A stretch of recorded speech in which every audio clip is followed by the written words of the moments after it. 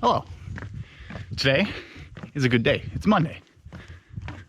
Lots to talk about. Also, there's only one car in the parking lot, and the other person that was in the parking lot was leaving. So I feel good.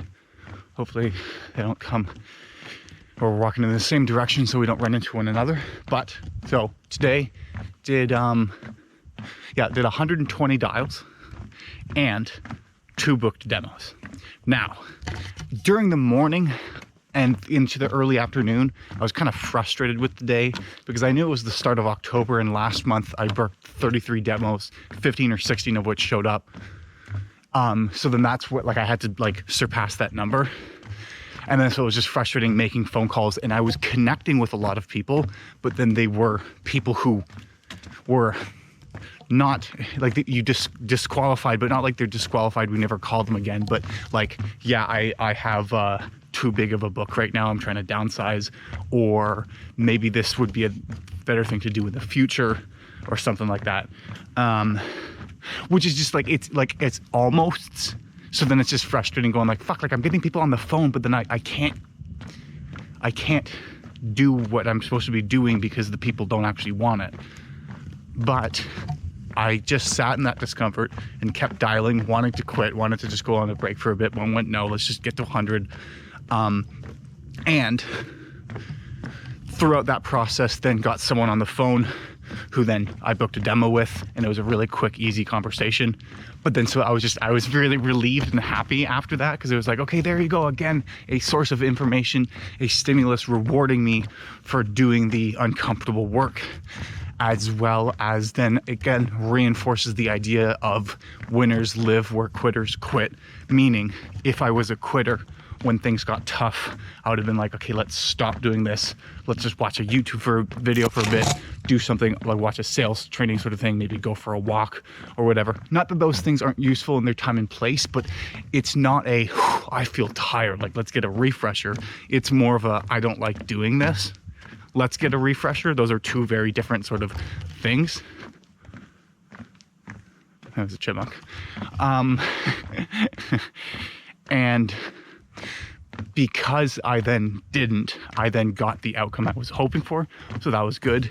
And then what also happened is, after I had finished all of the first calls for the new contacts that were assigned to me today, then I got an email from a guy who I had spoken to on the Friday of the week before, who said I don't have my calendar in front of me, I can't book a time with you right now, but send me an email and then I'll book a time with you, which always turns into them never getting back.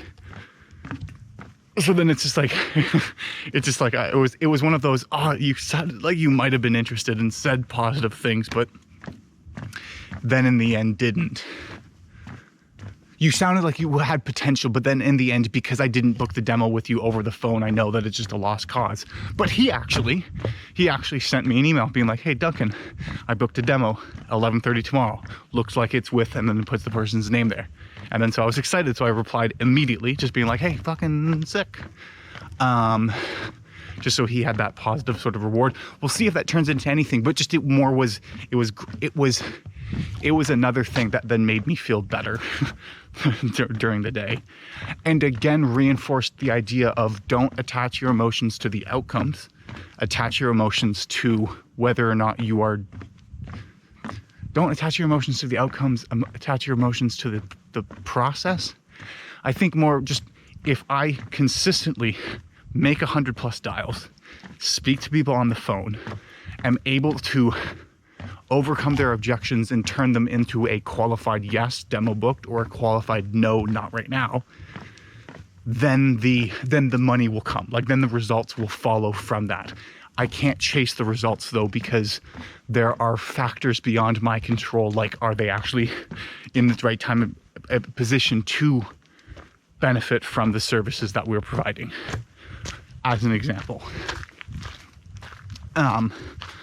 So that is, so, but again, it is nice to see myself as I am trying to develop the skill of sales being reinforced for habits and behaviors that are required to be skilled at the skill of sales. which again is then just giving me feedback from the environment that I am making progress towards attaining the goal I have set out for myself. So again, it's just all very positive. So that's that. This weekend was a really good weekend. Friday, didn't drink, happy about that, didn't even have the inclination to. And I'm glad I didn't, because woke up in the morning and had a really productive day. Like I edited a video on Friday, like had to ate well. Then Saturday morning I edited a video, but I also read a book. And actually it was the first book that I've ever read and have in the middle of doing it going, there's no more information I can learn from this book. Like I am wasting my time. I'm wasting my time by reading this.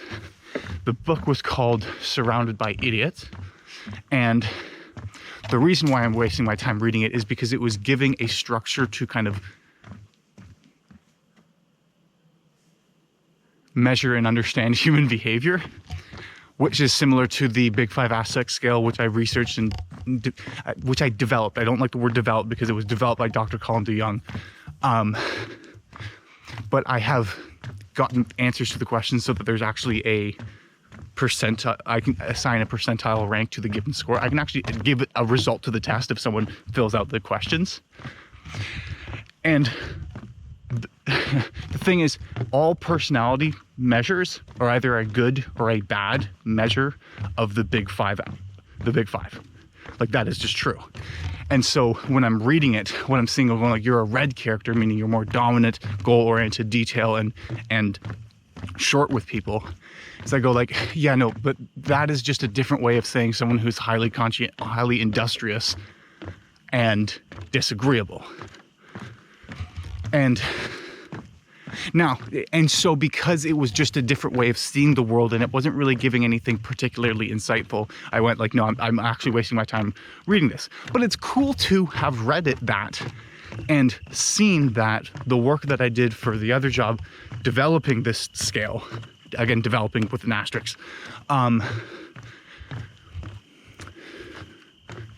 have walked away with information such that I can make that decision. Now, if someone were to say, hey, I'm going to read this book called Surrounded by Idiots, is it going to help me understand human behavior? I would say, yeah, like, go ahead. It's going to give you words to describe people that you may have just thought were strange to begin with. But if we're talking in precise terms, it just is a bad measure of the Big Five. So that's that. Also, so then that was Saturday, was productive, edited a video, ate well, went grocery shopping, did all such that on Saturday night, I did have a little fun by myself, like throughout the day, and Sunday was spent mostly doing nothing, but but I didn't feel, I think I did, there wasn't that guilt, and there was more progress made towards the habits and lifestyle I would like to be living from the week before. Now, speaking of the gym, I did not go to the gym this morning, nor did I go Saturday morning, even though that was the plan, nor Sunday morning, obviously. So that is something I'm still trying to do, but it will happen eventually. The goal is to go tomorrow morning. I think I can do that tomorrow morning. It's been long enough that I actually feel bad for not having completed the thing that I wanted to be doing. In other news, I am ahead of schedule in terms of editing videos, and everything's going well at work. No complaints, nothing bad to say. Only good vibes and good times. Yeah.